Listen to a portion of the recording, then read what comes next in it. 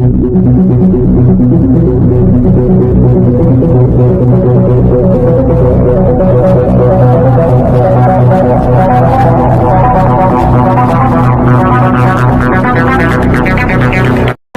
గ్రామంలో ఏమైనా అభివృద్ధి జరిగింది అని అంటే అది తెలుగుదేశం ప్రభుత్వంలోనే.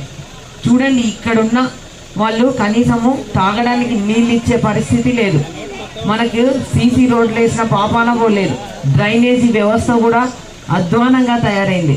ముఖ్యంగా ఇక్కడున్న వైసీపీ నాయకులు దేవాలయ భూములను కూడా కబ్జాలు చేస్తూ ఉన్నారంటే ఇంకా వీళ్ళ అవినీతి ఏ రకంగా ఉందో ఒక్కసారి ఆలోచించండి. సింకులమ్మ గుడి దేవాలయము భూములను కూడా కబ్జాలు చేస్తూ ఉన్నారు ఇక్కడ నాయకులు.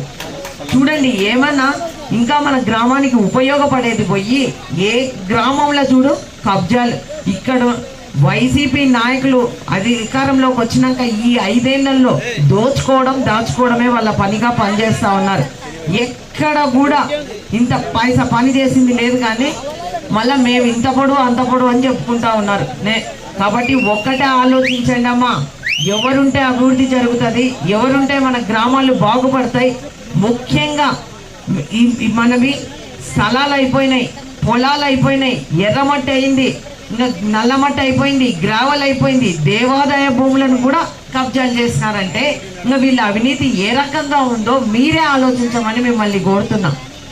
చూడండి, మనకు ఈరోజు చంద్రబాబు నాయుడు గారి పుణ్యం వల్లే మనకి ఇక్కడ సోలార్ పవర్ పార్క్ వచ్చింది. దానివల్ల రేట్లమ్మ గతంలో మనకి లక్షల్లో పోయేటివి ఈరోజు కోట్లు పలుకుతా ఉన్నాయి. ఓరకల్లు మండలంలో